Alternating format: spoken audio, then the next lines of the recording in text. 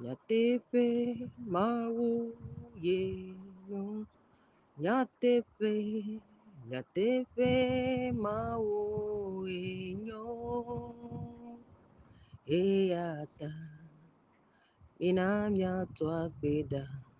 Dane, nyatepe mau yenyo. Edufia, eyata, minamya twakbeda. Dane, nyatepe, Yesu yenyo. Papa de gloire, nous te disons encore une fois merci. Nous bénissons ton Saint-Nom. Nous magnifions ton nom. Nous exaltons ton nom parce que oui, Père, tu es fidèle. Papa, ta fidélité encore s'est renouvelée une fois ce matin sur notre vie, sur nos vies, Papa. Que ton nom soit béni parce que oui, Père, tu es fidèle à ta parole. Regarde, Seigneur, ta fidélité, ta bonté s'est renouvelée encore sur nos vies, Seigneur. Sur la vie de toute une famille, sur la vie, Papa, de tout le monde sur cette plateforme. Oh Seigneur, que ton nom soit béni, que ton nom soit loué, que ton nom soit exalté au nom puissant et précieux de Jésus-Christ, Seigneur. Encore une fois, nous allons méditer ta parole. Chaque jour, tu nous donnes quelque chose pour que nos âmes soient rassasiées. Béni sois-tu de ta parole. Béni sois-tu parce que oui, Seigneur, tu nous fais du bien. Avec elle, Seigneur, nous sommes consolés. Avec elle, Seigneur, nous sommes guéris. Avec elle, Seigneur, nous sommes accompagnés. Nous sommes enseignés. Seigneur, que ton nom soit béni à jamais. Papa, que ton nom soit loué. Au nom précieux et puissant de Jésus, j'ai prié. Amen. Amen. Amen. Shalom, shalom, bien-aimés du Seigneur. Nous allons méditer aujourd'hui spécialement dans le livre de Apocalypse, chapitre 19. Et notre question d'aujourd'hui est posée comme: que nous révèle le verset 11 au verset 21 de ce chapitre? Alors, comme tout le monde le sait, le chapitre 18 a été bien fait par nos sœurs Tabitha et notre sœur Sonia. Que le Seigneur les bénisse encore une fois. Dans la première partie, c'est-à-dire du verset 1 au verset 10 du chapitre du jour, nous allons voir que la Bible a parlé de ce qui était passé, c'est-à-dire ce qui s'est passé dans le chapitre 18. Et on nous dit quoi? On nous dit après cela, le verset 1, après cela, après quoi? Ce qui s'était passé. Après cela, j'ai entendu dans le ciel comme une voix forte d'une foule nombreuse qui disait: Alléluia, le salut, la gloire et la puissance sont à notre Dieu. Parce que ses jugements sont véritables et justes, car il a jugé la grande prostituée qui corrompait la terre et par son impudicité, et il a vengé le sang de ses serviteurs en leur redemandant de sa main. Alléluia. Et c'est ce qui était passé. Ok. Nous allons voir maintenant du verset 11 jusqu'au verset 21 ce que la Bible veut nous faire comprendre. Si nous lisons du verset 11 jusqu'au verset 15, nous allons voir qu'on nous parlait de Jésus et de son armée. Alléluia. Puis je vis le ciel ouvert et voici parut un cheval blanc. Celui qui le montait s'appelle fidèle et véritable, et il juge et combat avec justice. Ses yeux étaient comme une flamme de feu. Sur sa tête étaient plusieurs diadèmes. Il avait un nom écrit que personne ne connaît, si ce n'est lui-même. Et il était revêtu d'un vêtement teint de sang. Son nom est la parole de Dieu. Les armées qui sont dans le ciel le suivaient sur les chevaux blancs, revêtus d'un fin lin blanc pur. De sa bouche sortait une épée aiguë pour frapper les nations. Il les pètera avec une verge de fer et il foulera la cuve du vin de l'ardente colère du Dieu Tout-Puissant. Alléluia. La Bible nous parle de Jésus et de son armée. Et son armée, c'est composé de qui? Son armée est composée des fidèles, si je peux le dire, ou bien des saints. Et qui sont ces saints? Ce sont ceux qui ont l'Esprit de Dieu aujourd'hui. Ce sont ceux qui ont l'Esprit de Dieu aujourd'hui. Et que quand il apparaîtra, il va changer leur corps en un corps incorruptible. Ce sont ceux-là qui seront avec lui pour juger la terre. Alléluia. Puisque le Seigneur veut ceux avec qui il allait construire son royaume. Alors, ceux qui sont restés sur la terre, nous allons voir ce qui va leur arriver vers la fin. Mais jusqu'à présent, je voulais vous faire comprendre que ceux avec qui Jésus était, c'est-à-dire l'armée de Jésus, Jésus, c'est lui le grand chef de l'armée, c'est lui le chef du royaume. Donc son armée est composée de ses saints.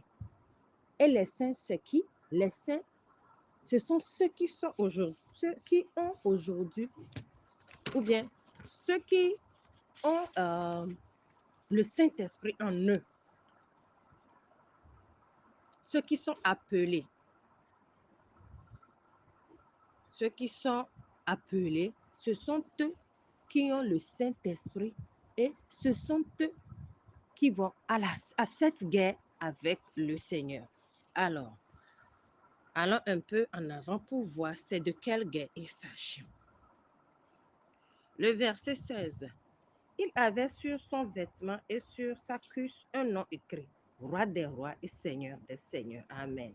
Et je vis un âge qui se tenait dans le soleil, et il cria d'une voix forte, disant à tous les oiseaux qui volaient par le milieu du ciel, venez, rassemblez-vous pour le grand festin de Dieu, afin de manger la chair des rois, la chair des chefs militaires, la chair des puissants, la chair des chevaux et de ceux qui les montent, la chair de tous, libres et esclaves, petits et grands.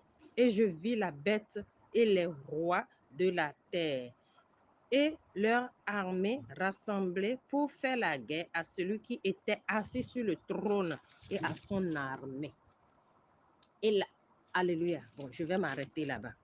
C'est de quelle guerre la Bible nous parle? C'est de cette guerre qu'on appelle la guerre d'Armageddon. Alléluia.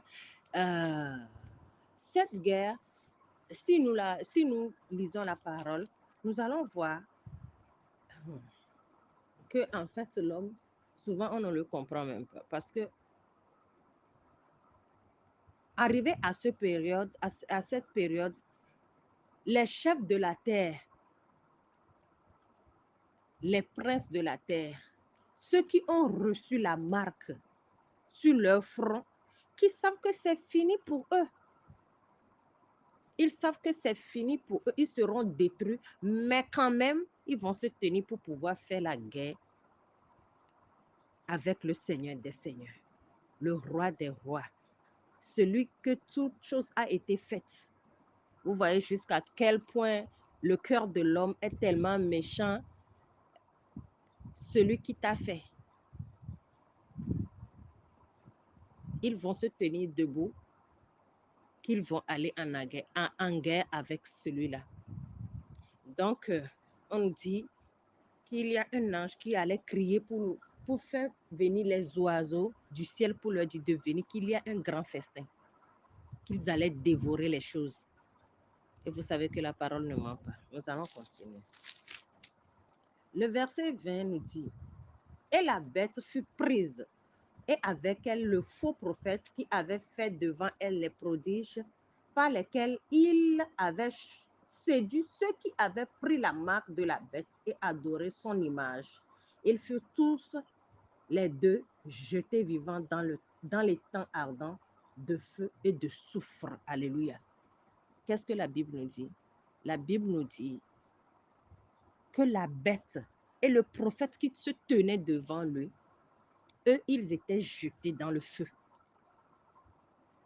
On les prenne et ils les jetaient dans le feu. Si nous nous rappelons, c'est ce prophète qui avait fait des prodiges, des miracles devant les gens, les séduit pour qu'ils aient la marque de la bête. Alors, la Bible nous dit que les deux sont jetés dans le temps. Les deux sont jetés dans les temps. Et le verset 21 nous dit, et les autres furent tués par l'épée qui sortait de la bouche de celui qui était assis sur le cheval, et tous les oiseaux se rassasièrent de leur chair. Ceux qui restaient en ce moment seront tous détruits, ils seront morts. La Bible nous le dit.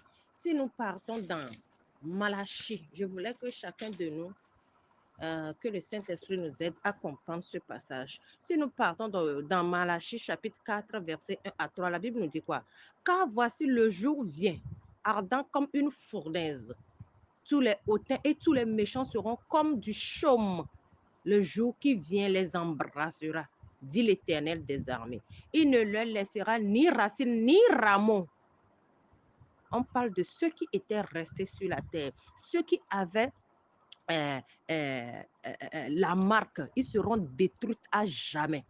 Mais pour vous qui craignez mon nom, se lèvera le soleil et la justice, et la guérison sera sous ses ailes.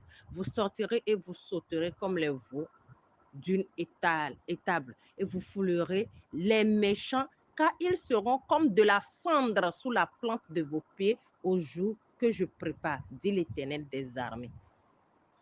Ces gens qui n'auront pas la marque, qui seront les choisis, les élus de Dieu qui combattront ce jour avec lui.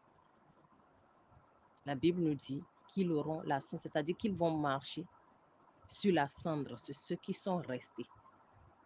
C'est pour nous faire comprendre que quand la bête a été saisie et jetée dans les temps du feu, ceux qui sont restés, eux, on les a tous tués. On les a tous tués. Alors que le Saint-Esprit nous ouvre encore l'entendement pour que nous comprenions encore plus ce passage.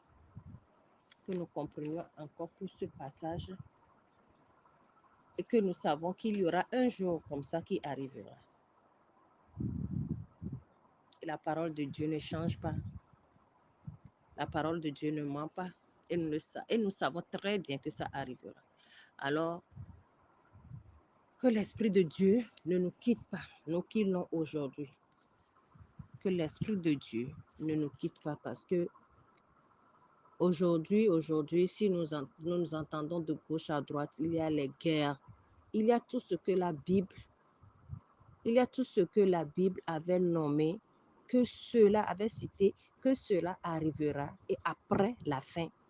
Toutes ces choses sont en train d'arriver. Ce qui veut dire que nous sommes dans les derniers temps. Alors, la Bible nous fait comprendre que arrivé en ce moment même, nous-mêmes qui avons la parole de Dieu en nous, le Saint-Esprit en nous, que notre charité se refroidira à cause de la méchanceté des autres. Notre charité se refroidira, c'est-à-dire l'amour que nous aurons pour les autres se refroidira.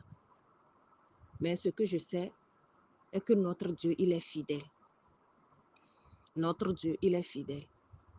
Et jusqu'à ce que cela n'arrive, il nous donnera les potentialités ou bien il nous donnera la force nécessaire pour que nous continuions toujours dans cet élan d'amour envers nos prochains. Que son nom soit béni à jamais et que sa volonté soit faite dans notre vie. Qu'il nous éloigne de tout mal et qu'il garde nos pieds afin que nous ne péchions pas contre sa parole.